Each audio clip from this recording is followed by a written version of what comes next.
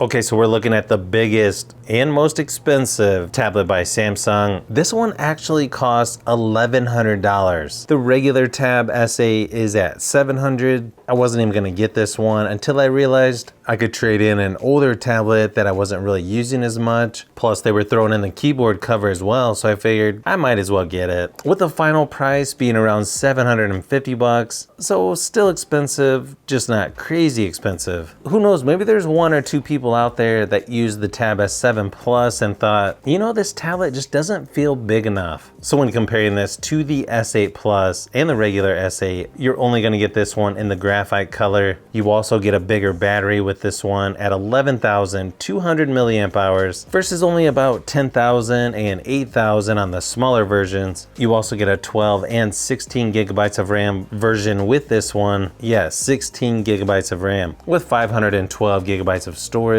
Or on the other two, you only get a measly 8 gigabytes of RAM with 128 or 256 gigabytes of storage. You get expandable storage up to 1 terabyte when using a micro SD card with all three tablets. You get the same Snapdragon 8 Gen 1 processor as the other two tablets, but then obviously you get a bigger 14.6 inch Super AMOLED display. Resolution on here is 2960 by 1848, and then all three tablets are 120 Hz refresh rate. You only get a measly 12.4 inch Super AMOLED on the Plus version, and then a really small 11 inch LCD on the regular Tab S8. Plus you're gonna get a notch on this one. So yeah, there's that. Of course, for the dual 12 megapixel front facing cameras, and this also has the auto framing for video conference calls, where it's gonna keep you in frame if you move around a lot. So that's definitely a nice feature to have. One other difference is gonna be, you do get a fingerprint scanner on here, but it's gonna be on the screen versus on the power button with the other two versions. And then obviously this one's gonna be a little bit heavier at 1.6 pounds compared to only 1.27 and 1.10 pounds on the smaller versions. This is also gonna work on 5G networks if you happen to have that available in your area. It's also got Wi-Fi 6E, but so do the cheaper versions. As you can see by how thin this box is, of course they're not gonna include the USB wall adapter. I went ahead and picked one up on Amazon. I'll leave a link for that in the description as well. Now, if you like tablets, phones, and other tech, consider hitting that subscribe button. I try to cover as much on the channel as possible, and I'll be posting more videos this year than ever before.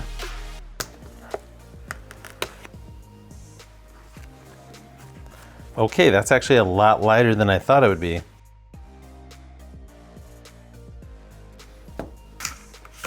Same USB-C to USB-C charging cable as on the smaller Tab S8. Quick start guide and terms and conditions. And you get your tool for the micro SD card or SIM card, depending on which version you have. And then you've got what is arguably one of the best stylus out there, the S Pen. It's got a nice soft touch material to it. Pretty much the same design as previous version. A soft tip on there as well. Okay, like I said, this thing is a lot lighter than I thought. Still feels like a huge tablet, but this thing is super thin. Okay, I actually like the graphite color on this. Nice dark gray color. Now this S Pen is the same size as all the other Galaxy Tabs, but look how small it looks on the back of this tablet. So there on the right side is your power and volume buttons, and then towards the bottom is your micro SD card slot or SIM card tray. This one also has a nice matte finish there around the edges, very similar to the regular Tab S8 that I just did a video on. The quad speaker set up there on both sides of the tablet, charging port there on the bottom. And again, I can't stress how lightweight this thing feels. I guess I was expecting it to be quite a bit heavier.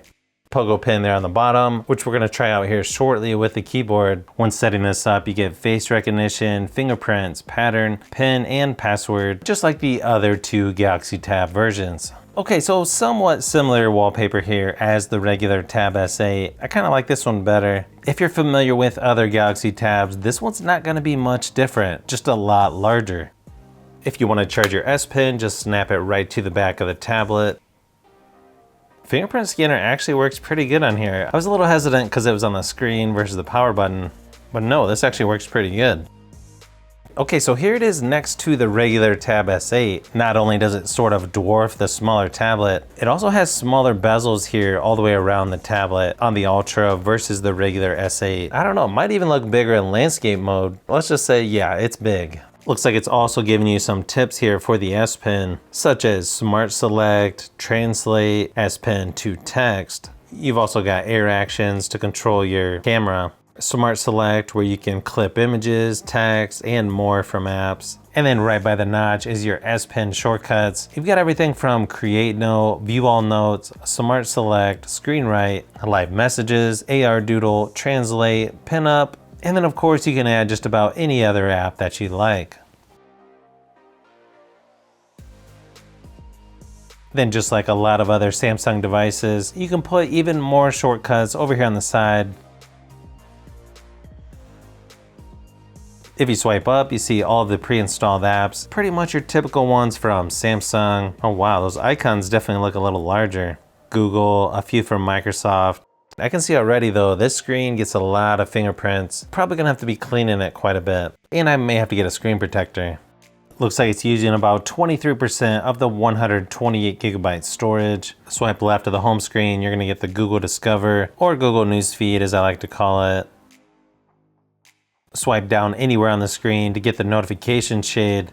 You're gonna get most of your basic stuff there like Wi-Fi, sound, Bluetooth, auto rotate, airplane mode. You're also gonna get flashlight, power saving, location, screen recorder, quick share, DeX, smart view, nearby share, iComfort Shield, and dark mode. You're also gonna get Do Not Disturb, call and text on other devices. Now, probably one of the best features about this tablet, you can take this and connect it to your laptop and use this as a second screen with touchscreen. I think this only works with Windows, but yeah, just a really cool feature. I may have to do a follow-up video on that. Dolby Atmos and scanning QR code. You can also add some others like camera access, microphone access, music share, sync, live caption, extra dim, create a note, Bixby routines, secure Wi-Fi, bedtime mode, and focus mode. Anytime you see a white screen, it's gonna look a little funny in this video. I'm pretty sure it's just because of the AMOLED display not really being in sync with my camera. It actually looks normal in person. You can also go up to 2160p resolution when watching YouTube videos. And then of course you're gonna get full HD playback resolution on Netflix.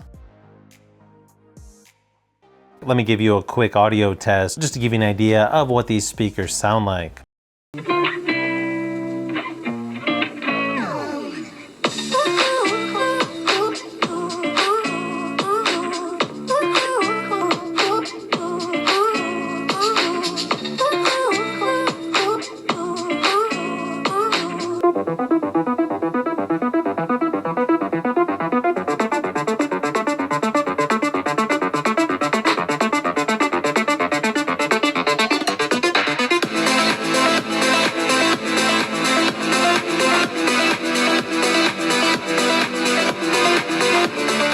Now the Geekbench scores are going to be very similar to the regular Tab S8, mainly because I have the 128 gigabyte storage, 8 gigabytes of RAM, so that's not really a surprise. And then gaming on this, it's going to be very similar to the regular Tab S8. Not sure if you can tell from this footage, but yeah, certain games are going to be kind of hard to play on here. It's just a little bit harder to reach certain areas, mainly because this screen is just so huge. But at the same time, everything looks so good on here. Overall though, it's just really fun to play games on a screen this large.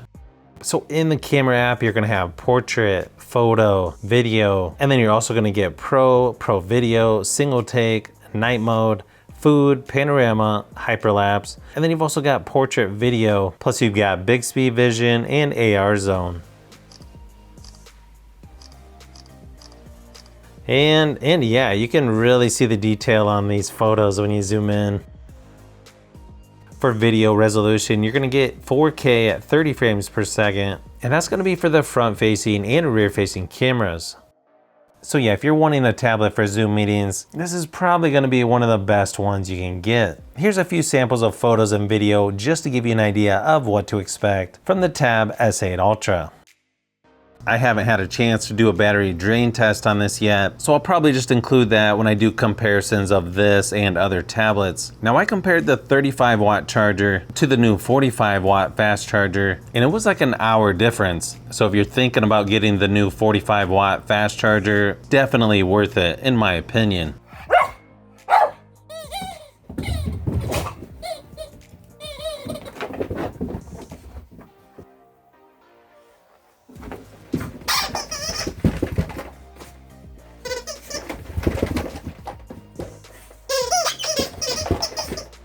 So I guess you really have to ask yourself, is this Ultra version a little too big for a tablet? Well, before I did some testing on this, I would have said yes, it's way too big. I'd probably never buy it, especially at this price. But I don't know, now that I've used it, and I got a decent deal trading in one of my older tablets, so it definitely doesn't feel as expensive. I gotta say, I'm really liking this new Ultra size. And if you can get a good deal on it, yeah, I would say definitely get this one. So if you've made it this far into the video, you may want to say thanks by subscribing, and don't forget to give a thumbs up if this video was helpful. This is Brian from Fishbee Productions. Thanks for watching, and I'll see you on the next one.